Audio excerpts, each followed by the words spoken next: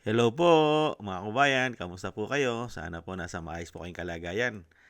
Muli po, nagbabalik na naman ang inyong lingkod at tayo po magkomentuhan dito po sa Tambayang Makabayan.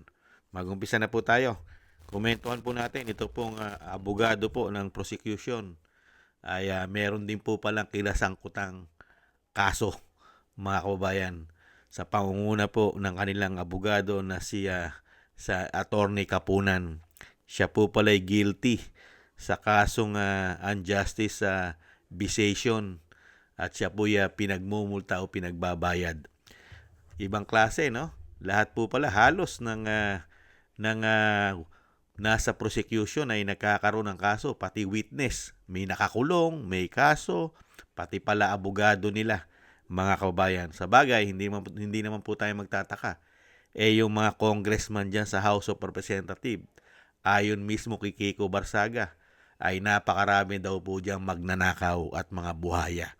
Di umano, magtataka pa ba tayo? At sila ngayon ang nag-i-impeach sa Vice President.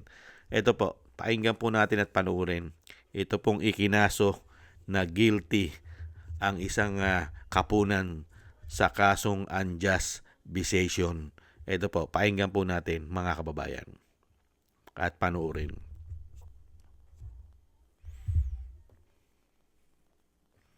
Nakita niyo po ba? Guilty sa kasong unjust vexation ang hatol ng Manila Regional Trial Court laban sa abogado si Attorney Lorna Kapunan, kaugnay ng naging pahayag niya laban sa Dean ng UST Faculty of Civil Law na si Nilo Divina. Sa inilabas na desisyon ni Manila RTC Branch 11 Presiding Judge si Cero Jurado Jr., sinabi nito na grave abuse of discretion ang naging hakbang ng Metropolitan Trial Court Branch 17 nang i-dismiss ang reklamo ni Divina. Dahil dito, nasentensyahan ng hanggang 30 araw na pagkakakulong si Kapunan at inatasang magbayad ng 2.5 million pesos na danyos. Nagugat ang kaso ni Kapunan dahil sa sinabi nitong sangkot umano si Divina sa pagkamatay ng UST Law freshman na si Horacio Asio Castillo III. Guilty sa kasong unjust vexation ang hatol ng Manila Regional Trial Court laban sa abogado si Attorney Lorna Kapunan, kaugnay ng naging pahayag niya laban sa Dean ng UST Faculty of Civil Law na si Nilo Divina. Sa inilabas na desisyon ni Manila RTC Branch 11 Presiding Judge si Cero Jurado Jr., sinabi nito na grave abuse of discretion ang naging hakbang. Yan po mga kababayan, ang history. Lumalabas po ang mga history nila. At ito pong si Attorney Kapunan ay may history rin po. Ang tanong, nakulong na kaya ito? Mababa lang naman yung kulong. Wala. Halos 2 buwan lang. Kaya lang po may multa na hindi bababa sa 2.5 million pesos. Dahil nga po dito po sa sinasabi po na ikinaso sa kanya. At talagang itong unjust visation. Ano po ba ibig sabihin ng unjust visation na kaso sa kanya? Ito po yung galit, nagbigay po siya ng galit, inis, gulo sa isipan at kahihiyan sa ibang tao katulad po ng ginawa ni Attorney Kapunan. Gumagawa ng intriga, paninira na walang katwiran at legal na basihan. Iyan po mga kabayan ang ikinaso po sa kanyang unjust visation at guilty po siya dyan. Yan po ang kanyang history mga kababayan. Matagal na naman po yan. Matagal na po yung kaso na yan eh. Kaya lang lumalabas. Excuse me po. Hindi po ba? Kaya nga po mga kababayan, kaya po naglalabasan ng mga baho, hindi lang po ng mga testigo, hindi lang po ang baho ng mga buhaya, lupin na nagpapahirap po sa ating bansa dahil sila po ang nakikinabang ng pera ng taong bayan na nailalagay pa sa maleta na sila rin po ang pinupuntahan ng maleta. Di umano. Kaya dito po mga kababayan, hindi rin po nakalusot. Hindi po ba? Kaya nga po, dyan po sa ginagawa nilang impeachment sa Vice President, talagang alam mo na umiikot ang malaking pera. Hindi umano. Pera-pera. Hindi po ba?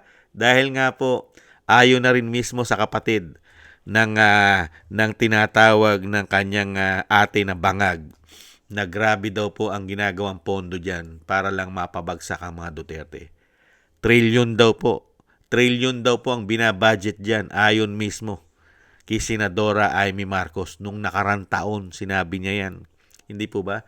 Binabudgetan po nila pati daw ICC. Di umano. Kaya dito po mga babayan, nakalkal at naungkat pa. Yan po ang history. Kaya po pala, kaya po pala, ang sinasabi nga po ng mga kasabihan ng mga matatanda. Sino-sino pa ba magkakasama? Sino-sino pa ba magkakabaro? Sino-sino po ba nag-aamuyan? Naaamoy po nila ang isa't isa. Hindi po ba? Lalong-lalo po mga kababayan, pagdating po sa ganito pong mga agenda. Ngayon, mapagkakatiwalaan mo pa ba na itong mga tao na ito ay para sa katarungan at katwiran? At syempre po, para po sa ikauunlad ng bayan? Dahil una-una, ang pinababagsak po nila ay mga matitino at maayos maglingkod sa bayan. Ngayon, ang nagpapabagsak naman at gamit pa ang isang abogado na may history pala na siya po ay guilty sa kasong unjust visitation. Guilty, mga kababayan. Kaya, at alam naman po natin ito pong si Atty. Kapunan. Naging abogado rin po ni di ba? Ni Napoles. Di po ba? Ewan ko kung hanggang ngayon abogado pa rin siya ni Napoles. Hindi po ba? Ngayon naman po, abogado naman po siya ng mga buhaya di umano at mga lupin. Hindi po ba? Yan po mga kababayan, ang kumakalat po ngayon sa social media, ang history. Lumabas po ang history ni Atty. Kapunan. Ngayon, nagiging biro pa nga sa social media.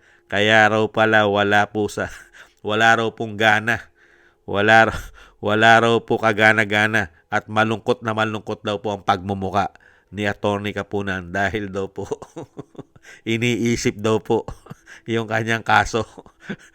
At siguro, matagal na po yan yung kaso na yan Matagal na po yan. Bata pa siya Kaya nga lang nauungkat di ba? Inuungkat. Kumbaga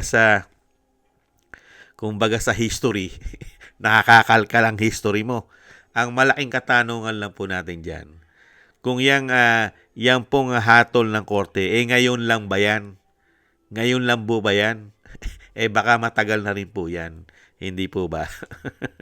Kaya nga lang history Walang iniwan po yan sa mga history. Katulad po ng pamilya Marcos. Di po ba isang damukal po ang history nila? Lalong-lalo daw po sa pagnanakaw. Hindi po, may history pa sa ginto. May history pa sa sinasabing pagtsugi ng ating mga kababayan. History. May history pa ng pagtitrador. May history pa ng gumagamit na pulburon. At may history pa na hindi nagbabayad ng estate tax. Di umano. Hindi po ba? At iyan din po isang history katulad po ni Atty. Kapunan. History niya po yan, mga kababayan.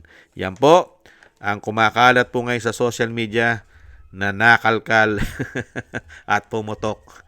Ito pong guilty sa kasong unjust visitation si Atty. Kapunan. Talagang wala pong baho na hindi po lalabas.